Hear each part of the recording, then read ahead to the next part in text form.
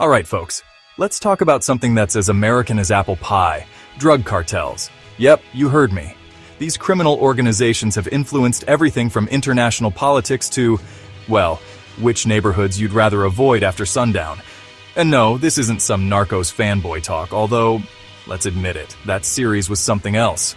Instead, we're diving deep into how these cartels became geopolitical power players, and why you should care, even if you don't live anywhere near the southern border of the United States. Picture this: a shadowy empire worth billions, operating across continents, bribing politicians, destabilizing governments, and making Netflix-worthy headlines every other day. Nope, this isn't the plot of a Hollywood blockbuster. It's the real-life story of drug cartels. From the jungles of Colombia to the streets of Chicago, these organizations have left their fingerprints on everything, and spoiler alert, it's not just about drugs. Turns out, cartels are a bit like that one cousin who overstays their welcome and messes up your living room. They get involved in everything. Honestly, it feels like the cartels have more influence on world politics than most G7 nations. So here's the thing. Smuggling isn't new, it's basically as old as humanity itself. Anytime a government bans something, someone figures out how to sell it on the down low. Why? Because scarcity plus demand equals big bucks, and let me tell you, history is full of people who got rich breaking the rules. Basically, the moment someone said, "You can't have this," someone else went, "Wanna bet?" And just like that, a global industry was born. Now let's start with the pioneers, the British Empire. In the 19th century, the Brits pulled off what can only be described as the ultimate drug hustle. They didn't just smuggle, they industrialized it. By flooding China with opium, they created an addiction crisis so massive it led to 2 wars. And what did they do with all that cash? Funneled it into aristocratic families, banks, and big corporations. Imagine if Lucky Luciano had a stock portfolio and got invited to royal weddings. That's basically what happened. Fast forward to 1920s America and we have Prohibition, the OG war on substances. Alcohol was illegal, but Americans still wanted their booze. Enter Al Capone and his merry band of mobsters who turned smuggling into an art form. Prohibition didn't stop drinking, it just made it more expensive and way cooler. Fun fact, this era also gave rise to organized crime as we know it. Families like the Kennedys even managed to transition from rum running to politics. Yeah, you heard that right. The most famous political dynasty in the world started out bootlegging booze. Who said crime doesn't pay? But here's the thing. These early smuggling operations were just the warm-up act. By the mid-20th century, we'd entered a new era. One where crime wasn't just local, it was global. Now let's skip ahead to the 1970s. The US had just gotten out of the whole hippie flower power phase. And guess what? People wanted something stronger than a six-pack and a joint. Enter cocaine and heroin. And this is where things start to get really interesting. In the jungles of South America, cartels were cooking up a storm. Literally.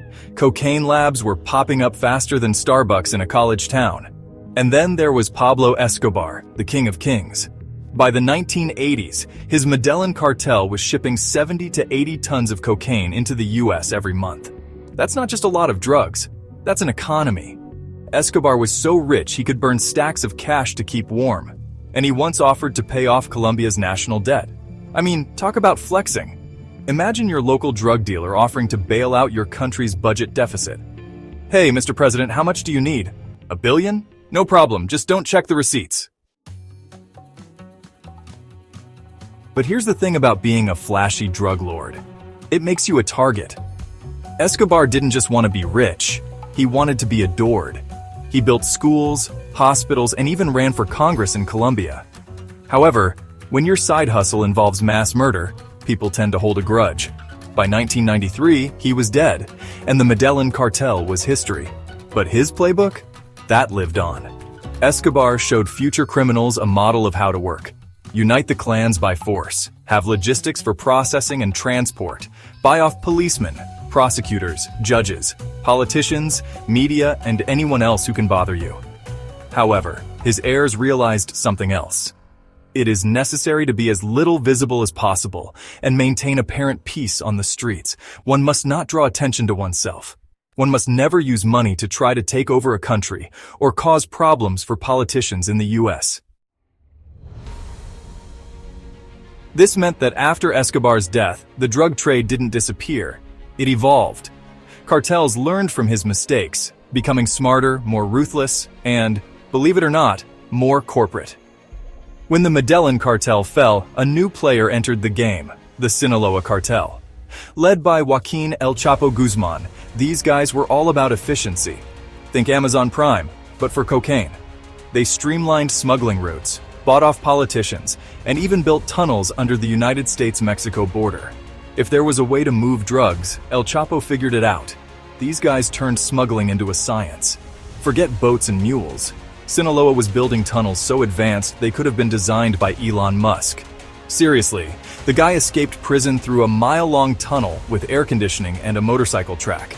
Meanwhile, I can't even get my Wi-Fi to work in the basement. Paradoxically, the dominance of the Sinaloa cartel led to the elimination of many smaller gangs in the United States, especially in black neighborhoods, which for a time led to an improvement in the security situation. But here's the twist. When El Chapo was finally caught, again, the cartel splintered into smaller factions. New groups emerged, and with them came new levels of violence. One of them, the Jalisco New Generation Cartel, went full psycho. These guys don't just smuggle drugs, they stage massacres and post them online. Subtlety? Never heard of her. While cartels were getting more brutal, they were also getting more ambitious. Smuggling drugs wasn't enough anymore. They wanted influence. And this is where things get political. Cartels don't just impact crime stats, they shape elections. In both 2016 and 2020, fears about drugs and immigration helped propel Donald Trump into the White House. His promise to build a border wall wasn't just a soundbite, it was a rallying cry for voters who felt abandoned by decades of failed policies. His promise to build a wall and crack down on crime resonated with voters, including a surprising number of Latino men, 45% of which voted for him this November. Why? Because when your neighborhood is overrun by drugs and violence, politics gets real personal. It is estimated that over 160,000 Americans died from fentanyl overdose in 2022 and 2023 alone. Say what you want about Trump, but the guy knew how to turn a campaign rally into a stand-up routine about border security. While politicians debate walls and checkpoints, cartels are already 10 steps ahead. They're not just smuggling drugs anymore. They're influencing global markets. And it's not just the US cartels are like McDonald's. They're everywhere. Europe is their second largest market, and they're teaming up with everyone from Chinese triads to Middle Eastern smugglers. Yep, cartels are now part of the geopolitical chessboard, working alongside governments, militias, and even intelligence agencies. Yeah, let that sink in. Cartels are now part of international espionage. The lines between crime and politics are blurrier than ever. Basically, if James Bond ever fought a cartel, he'd need a team of accountants, hackers, and probably a therapist. Additional problems for which the drug cartels are responsible are human trafficking. That is, the transport of migrants to the USA, who are often kept in a slave position. The fate of those people, especially beautiful women who fall into the hands of criminals, is terrible. In addition to all this, the presence of various other intelligence services among these gangs, primarily Chinese, Russian, and Iranian, was noticed, which is a real nightmare for the USA. Although it has not been officially confirmed, such behavior fits perfectly with the Chinese doctrine of war, which was formulated by the famous Sun Tzu 2,500 years ago, and which the Chinese still use today. So, what's the takeaway here? Cartels aren't just criminals, they're geopolitical players. They exploit weaknesses in governments, destabilize societies, and rake in billions while doing it. But the fight isn't over. Whether it's better border security, smarter policies, or just plain old vigilance, the battle continues. The next U.S. administration, after the inauguration in January, will begin to act vigorously on the security of the southern border, as well as to deal fiercely with the drug cartels in order to restore peace to the streets and crush illegal immigration. People voted for that, and it seems like Donald Trump is eager to deliver. And remember, every time someone lights up a joint or snorts a line, they're funding an empire. Food for thought, right? Food. If you found this deep dive insightful, hit the like button and subscribe for more in-depth geopolitical analysis.